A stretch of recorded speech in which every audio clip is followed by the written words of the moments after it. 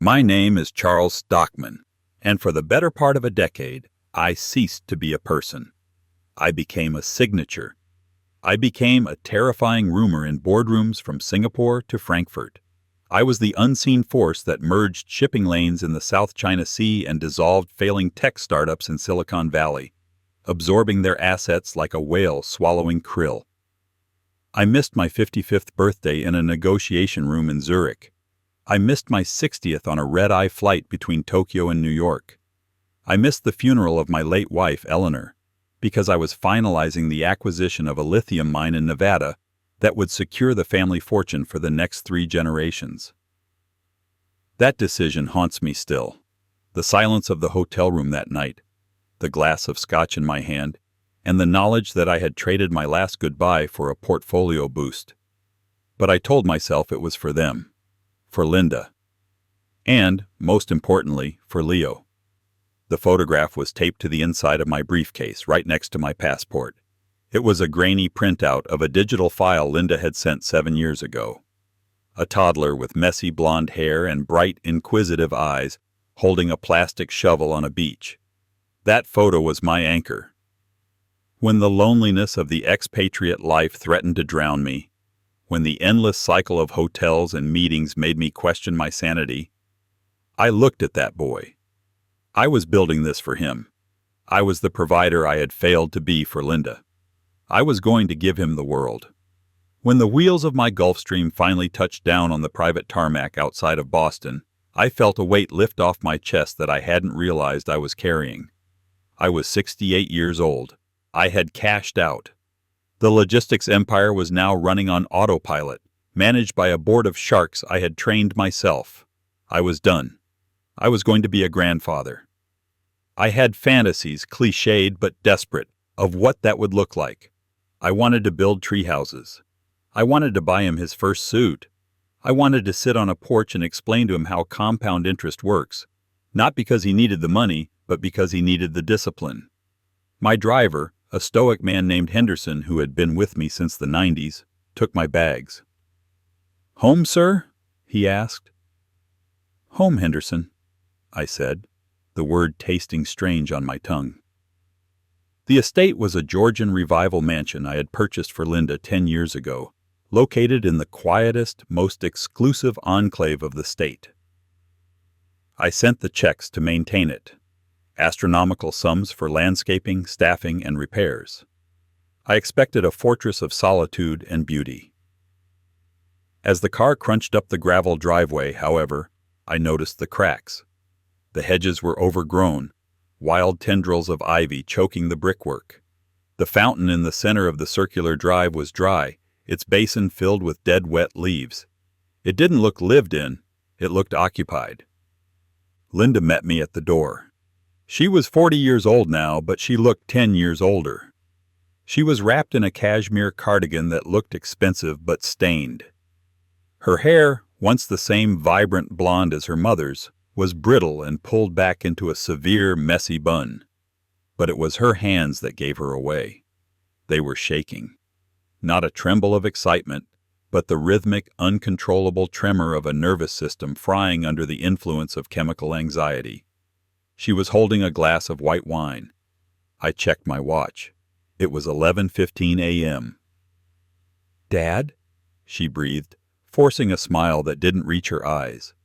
Her eyes were darting, scanning the driveway behind me, as if she expected a convoy of lawyers to pour out of the car.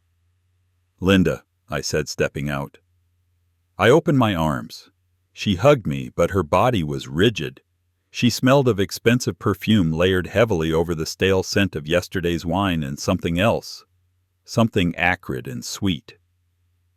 "You look tired," I said, gently pulling back. "It's been a long week," she said quickly, stepping back to block the doorway slightly. "Just preparing for your arrival. It's a lot of pressure having the great Charles Stockman home." "Where is he?" I asked, looking past her into the foyer. "Where is the boy?" Linda flinched. It was subtle, a micro-expression of panic that vanished as quickly as it appeared. But I spent 40 years reading the faces of liars during mergers. I saw it. "He's upstairs," she said, her voice pitching up an octave. "But Dad, listen. Before you see him, we need to manage expectations." Expectations? Leo is complicated. She took a large gulp of wine. He's been diagnosed with a severe sensory processing disorder, and he's on the spectrum. High functioning, but very particular. I felt a pang of sympathy. The emails hadn't mentioned this. "Why didn't you tell me?" "I didn't want to worry you while you were closing the Tokyo deal," she said. The lie came smoothly. "He has severe photophobia. He wears sunglasses inside. He wears a hood to block out peripheral vision. He doesn't like to be touched. No hugging, no handshakes, and he might not speak to you much. He creates a bubble." I nodded slowly. Disappointment warred with resolve. "I understand. I'll be gentle. Just let him come to you," she warned. I left my bags in the hall and walked into the living room. It was dimly lit, the heavy velvet drapes drawn tight against the midday sun. The air was stuffy, recycled. In the corner, illuminated by the cold blue glow of a television screen, sat a small figure. He was buried in an oversized gray hoodie, the hood pulled up. He wore dark aviator sunglasses. He looked frail, hunched over, his legs tucked beneath him. "Leo?" I whispered, kneeling down a few feet away. "It's Grandpa." He didn't turn. He didn't flinch. He was staring at the screen with an intensity that was almost predatory. I looked at the TV, expecting SpongeBob or Minecraft videos. It was Bloomberg. The chyron was scrolling red and green numbers across the bottom of the screen. The anchor was discussing the volatility of the yen against the dollar. The boy was watching it the way other children watched cartoons. "Hello, Charles," he said. The voice was high, breathy, and whispery. It sounded forced, like someone trying to speak while holding their breath. It lacked the cadence of a child. There was no curiosity in it, only a strange, flat resignation. "I brought you something," I said, reaching for the bag I had carried in. "I know it's been a long time." I pulled out the box. It was a vintage Lionel electric train set, a pre-war model I had spent 3 months tracking down in Germany. It was cast iron and heavy. The boy turned his head slowly. The sunglasses reflected my own eager, pathetic face. He looked at the box. He didn't reach for it. "Does it have a variable speed controller or a fixed voltage transformer?" he whispered. I blinked, taken aback. I believe it's the original transformer, Leo. It's a classic." He made a small noise. A scoff, perhaps? "Put it in the closet," he muttered, turning back to the TV. "Volatility index is spiking." I stood up, my knees cracking. I felt a cold prickle on the back of my neck. It wasn't just the rudeness. Children could be rude. It was the specifics of the rudeness. Over the next 3 days, the unease in my gut grew from a whisper to a scream. Nothing added up. The house felt like a stage set where the actors had forgotten their lines. Linda was a ghost. She spent her days running errands, which I suspected involved a casino or a track, and her nights locking herself in her wing of the house. She asked for an advance on her allowance 3 times in 48 hours. "Unexpected medical bills for Leo," she claimed. I wrote the checks, but I noted the payee line was left blank. But it was the boy who haunted me. I watched him when he thought he was alone. I stood on the balcony of the 2nd floor, looking down into the hallway. He didn't move like a 10-year-old. A child, even a sick one, has a certain elasticity. They bounce. They fidget. Leo walked with a heavy, stiff gait. He favored his left leg. Once, I saw him stop at the bottom of the stairs, put a hand to his lower back and stretch, groaning softly. It was the movement of a man who had spent too many years lifting heavy boxes, not a child who played video games. And then there was the smell. Every time I got within 5 feet of him, I was hit with a wall of scent. It was mentholatum, deep heating rub, mixed with an overwhelming amount of peppermint lozenges. It was designed to mask something. Underneath the mint, there was a faint, stale odor that triggered a memory from my days working on the docks in my 20s. It was the smell of old tobacco smoke clinging to skin. On the third afternoon, I tried to breach the wall. I sat next to him on the sofa. He was reading a newspaper, the Financial Times, holding it close to his face. "Are you in pain, Leo?" I asked, nodding at his legs. "I saw you rubbing your knees." He stiffened. He slowly folded the paper. "Growing pains," he wheezed, popping another lozenge into his mouth. The sound of the hard candy clicking against his teeth was sharp in the quiet room. "Bone stretching, hurts like hell." "Maybe we should see a doctor," I suggested. "I can fly in a specialist from Zurich." "No doctors." Linda's voice rang out from the doorway. She had materialized out of nowhere, her eyes wide with panic.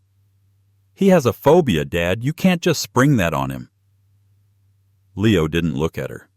He just adjusted his sunglasses and muttered, "She's right, Charles. No doctors. Just let me be." That night, the storm rolled in. It was a classic New England nor'easter, rain lashing against the windows like gravel. The house creaked and groaned. I couldn't sleep. The silence of the mansion felt oppressive, filled with unsaid words and financial ruin. I got up around 2 a.m., my old habits kicking in. Insomnia was the curse of the ambitious. I decided to go to my study, pour a glass of the 18-year-old Macallan I kept for special occasions, and review the estate documents. I was planning to sign the new will the next morning. It would give Linda full control of the Stockman Holding Company upon my death. It was the final act of my career. I walked down the hallway, the Persian rug swallowing the sound of my footsteps.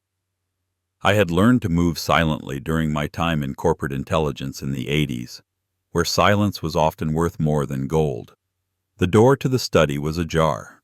A flicker of light spilled out. I frowned.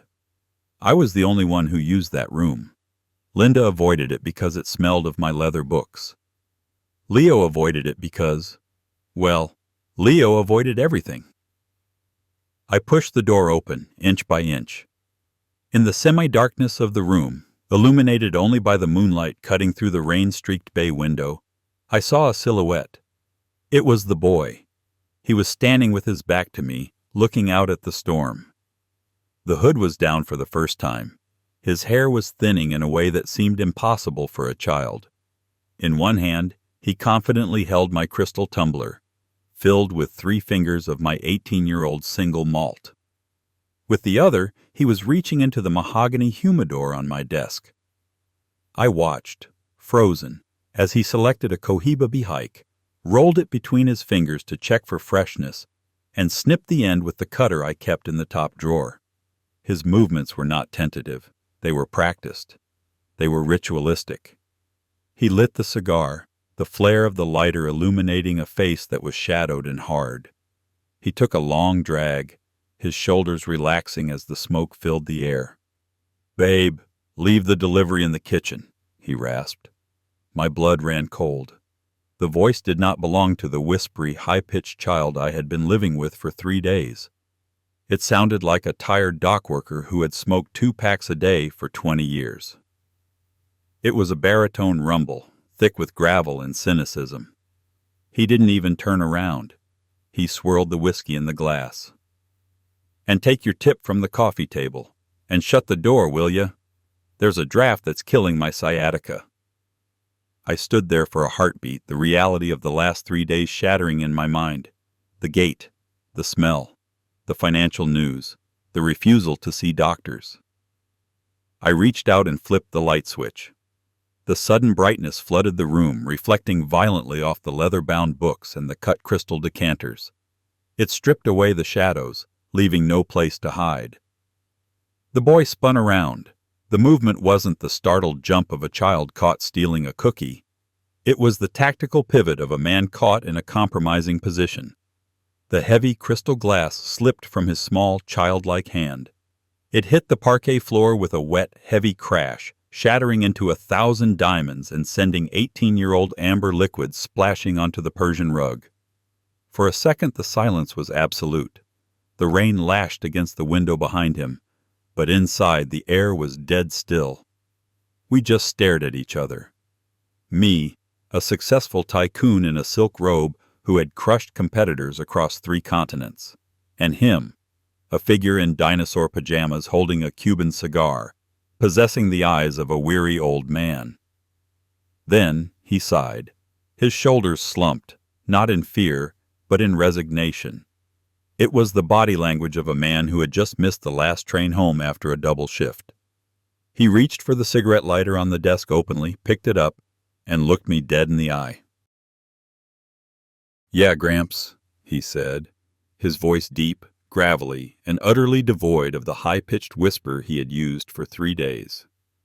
"Looks like the show is over. Pour me another one, will you? Today was absolute garbage." I didn't move. My brain was trying to reconcile the visual data with the auditory input. You can speak." He snorted, a harsh, ugly sound. "I can sing baritone in the church choir if the check clears, pal. Now, are you going to call the cops, or are we going to drink?" I walked over to the wet bar. My hands were steady, though my heart was hammering a frantic rhythm against my ribs. I grabbed a fresh glass. I poured 2 fingers of scotch. I walked back and held it out to him. "Explain," I said, my voice dropping to the low, dangerous register I used when a merger was about to go south. "And if you lie to me, I will have the police here in 4 minutes.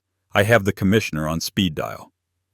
He took the glass, swirled the liquid like a connoisseur, and took a long, slow sip. He closed his eyes, savoring the burn. "My name is Mick," he said, exhaling sharply. "I'm 32 years old." I stared at him. He was 4 feet tall. His face was smooth, hairless, with the chubby cheeks of a preteen. But the skin around his eyes was crinkled with crow's feet, and his hands, though small, were calloused and rough. 32, I repeated. "That is biologically impossible." "Panhypopituitarism," he said, tapping his own chest with the hand holding the cigar. "Combined with a rare growth hormone deficiency. My pituitary gland packed its bags and quit when I was about 11. My body stopped aging physically. I look like I'm ready for middle school, but inside?" He gestured vaguely to his internal organs. "I'm 32. My joints hurt, my back is shot from sleeping on that terrible mattress in the guest room, and I have an ex-wife in Jersey who is suing me for alimony. Trust me, I'm older than I look." I sat down in the leather armchair opposite him, the leather creaking under my weight. The absurdity of it was overwhelming. I was having a drink with a 32-year-old man trapped in the body of my grandson. "And Linda?" I asked. The name tasted like ash in my mouth. "Does she know?" Mick chuckled darkly. He hopped up onto the edge of my desk, his legs dangling, kicking slightly. "No. Charles, she hired me. Your daughter is a piece of work." "Explain," I demanded again. "She never had a kid," Mick said bluntly. "She faked the pregnancy 10 years ago." The room seemed to spin. I gripped the armrests of the chair. "Faked it? I saw photos. I saw video chats. I have 10 years of emails." "Deep fakes," Mick explained, waving the cigar as if conducting a symphony of deceit. "Or stock photos. Technology is amazing, isn't it? A little Photoshop here, a hired child actor for a 30-second video clip there." She kept the calls short, blamed bad internet connection. "You were busy in Tokyo, Charles. You wanted to believe it, so you didn't look too close." "The money," I whispered. "The trust fund, the tuition, the medical expenses." "Gone," Mick said. "Vegas mostly, Atlantic City, some bad crypto investments, and a string of boyfriends who robbed her blind because she's desperate for affection. When you said you were coming home for good, she panicked. She didn't have a kid to show you, so she called a guy who knew me." He took another drag. "I'm a professional, Charles. I usually do this for foster care benefit scams or inheritance disputes. I'm the sympathetic orphan usually. But this was a private contract. She hired me a week ago. Picked me up at the bus station." "A week ago," I murmured.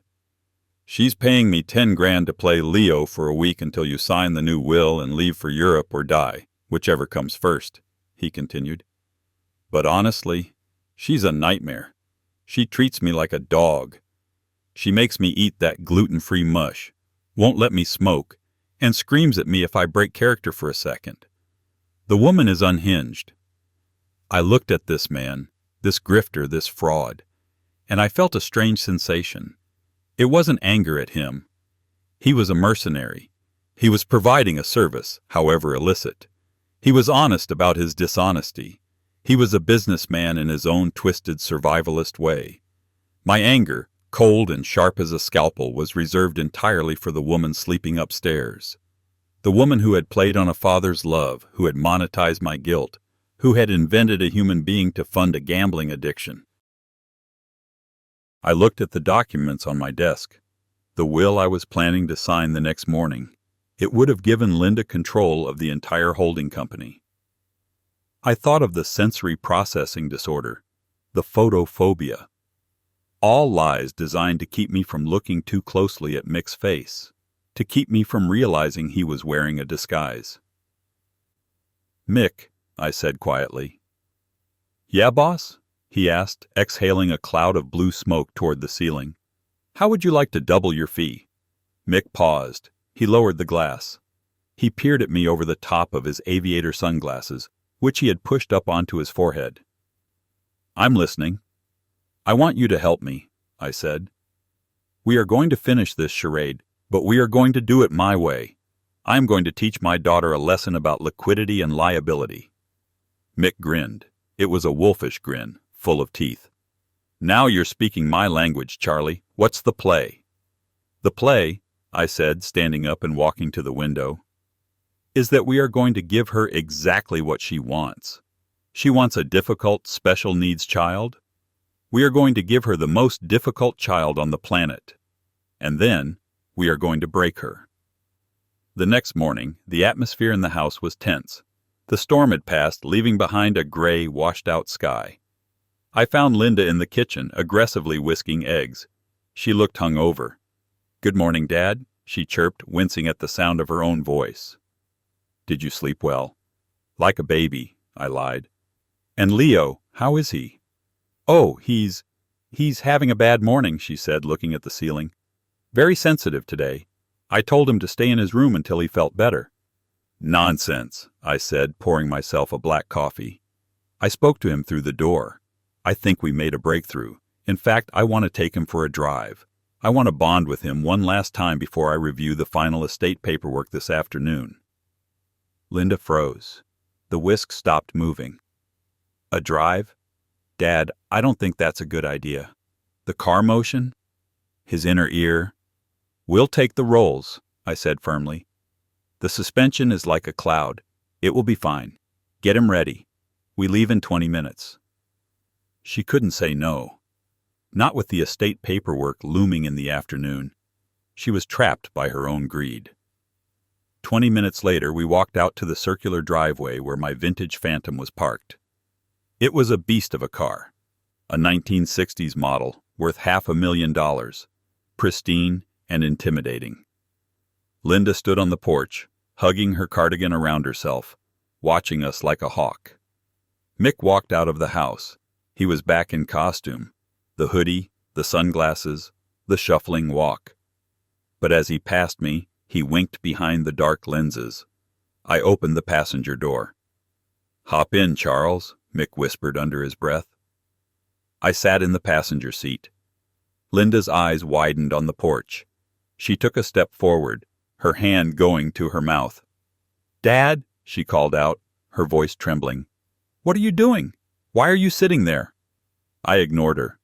I adjusted my cufflinks. Mick walked around to the driver's side. He opened the door. He had to hop slightly to get onto the seat. He reached down and adjusted the seat all the way forward until his chest was almost touching the steering wheel. He looked ridiculous, barely seeing over the dashboard, but his hands moved over the controls with practiced ease. He checked the mirrors. He checked the gear shift. "Dad!" Linda screamed, running down the steps, her slippers slapping against the wet pavement. Are you insane? He is a child. He cannot drive. I am calling Child Protective Services. You have lost your mind." Mick turned the key. The massive V12 engine roared to life, a deep mechanical growl that vibrated through the chassis. He revved it once, aggressively, the exhaust spitting condensation onto the gravel. Linda reached the car, her face twisted in a mask of fury and panic. She grabbed the handle of the driver's door. "Get out of the car, Leo!" she shrieked. "Dad, I am taking everything. I will have you declared incompetent. This is endangerment." The driver's window rolled down smoothly, electric motors whirring. Mick turned his head. He lowered his sunglasses slowly, revealing the hard, cynical eyes of a man who had seen too much. He looked Linda up and down with a look of pure, unadulterated disdain. He reached into the pocket of his hoodie. He pulled out his pack of Marlboro Reds. He tapped the pack against the steering wheel, pulled one out with his lips, and lit it with a gold Zippo lighter he produced from his sleeve. He took a deep, lung-filling drag, held it for a second, and blew a stream of blue smoke directly into my daughter's face. "Relax, Ma," Mick boomed in his natural, deep bass voice, the voice of a Jersey teamster. "Grandpa drives like garbage. I had to take the wheel." Linda froze. She stopped breathing. Her mouth opened, but no sound came out. Her brain simply could not process what she was seeing. Her autistic, sensitive son smoking a cigarette and speaking like a truck driver. Who are you?" she whispered, her hands falling from the door handle. I stepped out of the passenger side, holding a blue folder. The morning sun caught the tears forming in Linda's eyes, but I knew they were tears of fear, not sorrow. They were the tears of a con artist whose mark had just woken up. "I know everything, Linda," I said, my voice cold and steady, cutting through the morning air like a knife. "I know about the gambling. I know about the fake pregnancy. I know that Leo never existed. I know you hired Mick here at the bus station." "Dad, please," she began to sob, her knees buckling. She reached for my arm, her fingers clawing at my suit jacket. I can explain. I did it for us. I did it to keep the family together. I am your daughter. You can't let me fall." I pulled my arm away, brushing the fabric where she had touched me. "You are a stranger to me," I said. "I spent 10 years building a legacy for a grandson who was a ghost. I worked myself to the bone for a phantom." I held up the blue folder. "I rewrote my will at 4 a.m, Linda. Mick was kind enough to witness it for me." "No," she moaned, shaking her head. "The entire estate," I listed, "all the assets, the real estate portfolio, and the liquid capital are being placed into an irrevocable trust for the St. Jude Children's Research Hospital, specifically for the study of rare genetic disorders. I feel it is fitting." She stared at me, her face pale as a sheet. "And you?" I continued. "You will receive a monthly stipend of $2,000. That is enough for a small apartment and groceries. And you will only receive it provided you pass a drug test every 30 days. One fail, and the money stops." "No!" she shrieked, falling to her knees on the gravel. "You cannot do this. I'm your flesh and blood." I turned back to the car. Mick was revving the engine again, looking bored, tapping his ash out the window. "As for my new associate here," I said, gesturing to the small man in the driver's seat, "he has more business sense in his little finger than you have in your entire body. He negotiated a very lucrative contract with me this morning. He is my new personal driver and executive assistant. We have a lot to discuss regarding the Asian markets." I got back into the car and closed the heavy door. It shut with a solid, reassuring thud, sealing out the sound of Linda's wailing. Mick put the Rolls-Royce into gear. He looked at me, grinning around the cigarette. "Ready, Charles?" Mick asked. "Drive, Mick," I said, leaning back into the leather seat. "Let's get out of here. I'm craving a steak." As we pulled away, leaving my daughter screaming on the lawn of the mansion she could no longer afford, I looked at the strange little man driving my car. It wasn't the family I wanted. It wasn't the grandson I had dreamed of holding. But as Mick handed me a cigar from his pocket and turned up the financial news on the radio, I realized something profound. I didn't need a child to spoil.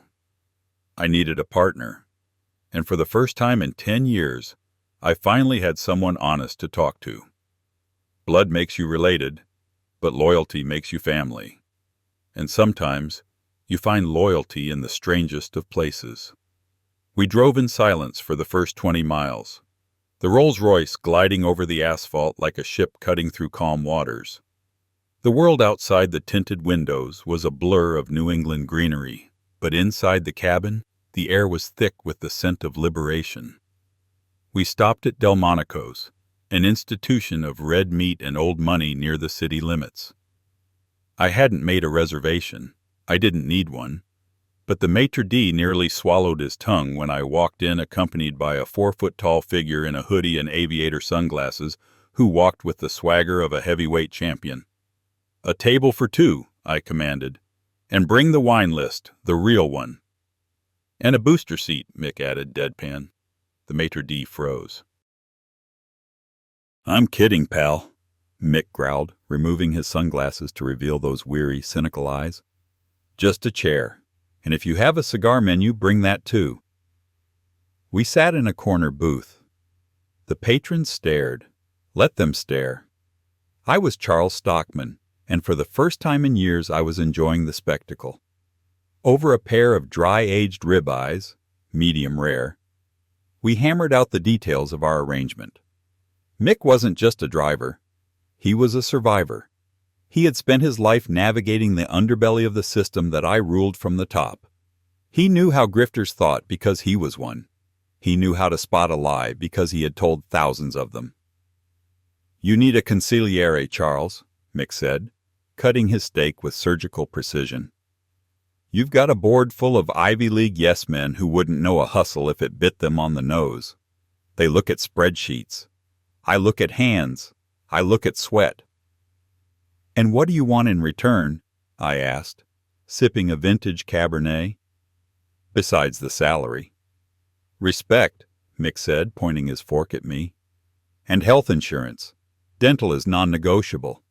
My teeth are a wreck from the years I spent pretending to be a toddler and eating nothing but gummy bears and juice boxes." "Done," I said. The next 6 months were a revelation. I introduced Mick as my senior consultant for special projects. The HR department had a collective aneurysm when I demanded they process paperwork for a man who looked like he should be in 5th grade, but when I threatened to liquidate the department, they found a way. We had him fitted for bespoke suits. It took 3 tailors and a lot of confused measurements, but the result was terrifyingly effective. Mick in a 3-piece Italian wool suit with a silk tie and a miniature briefcase didn't look cute. He looked like a Bond villain shrank in the wash. He sat in on meetings. He sat on a stack of encyclopedias at the boardroom table, his chin resting on his hands, watching my executives pitch mergers and acquisitions. It happened during the acquisition of a tech startup in Palo Alto. The CEO, a 20-something prodigy in a hoodie, was spinning a yarn about paradigm-shifting algorithms and synergistic blockchain integration. My team was eating it up. They saw dollar signs. Mick was playing Angry Birds on his phone, or so it seemed.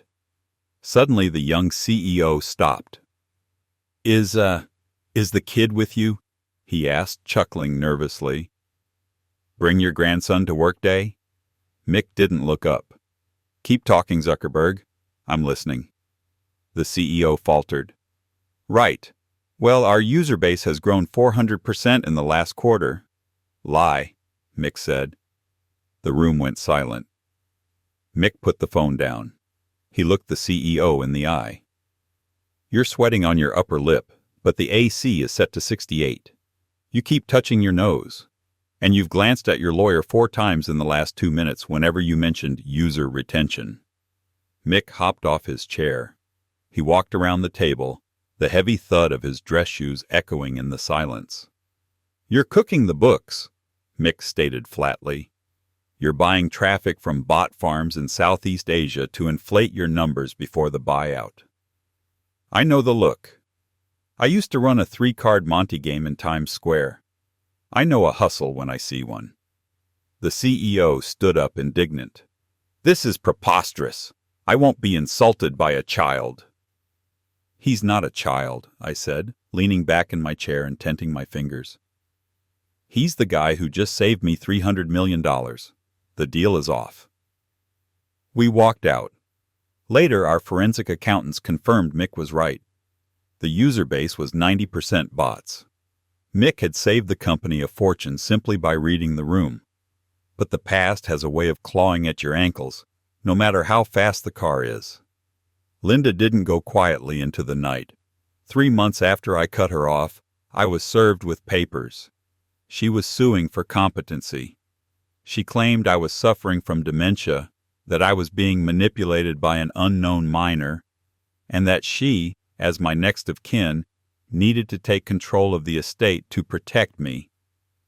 The court date was set for a rainy Tuesday in November. I sat at the defendant's table, Mick beside me. Linda sat on the plaintiff's side, flanked by a team of predatory lawyers working on contingency. She looked better, cleaner, but her eyes were hard. She was fighting for her survival, or rather, for the lifestyle she felt entitled to. Her lawyer, a slick man with too much hair gel, made his opening statement. He painted a picture of a senile old man taken in by a street urchin. He called Mick a parasite. He called me confused. Then they called Mick to the stand. Linda smirked. She thought this was the kill shot. She thought seeing a child on the stand would convince the judge that I was insane for hiring him. Mick walked up to the witness box. The bailiff had to bring a stepping stool. The judge, a stern woman named Justice Halloway, looked over her spectacles with concern. "State your name for the record," the bailiff said. "Mick O'Malley," he rasped into the microphone. The courtroom murmured. The voice, that deep, gravelly baritone, didn't match the face. "Mr. O'Malley," Linda's lawyer began, pacing like a tiger, "you are currently living in Mr. Stockman's penthouse, are you not?" "I reside there, yes," Mick said calmly. "And you accept money from him?" "I draw a salary for services rendered."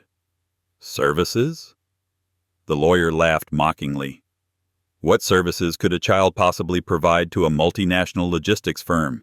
Do you organize his toy chest?" Mick adjusted his tie.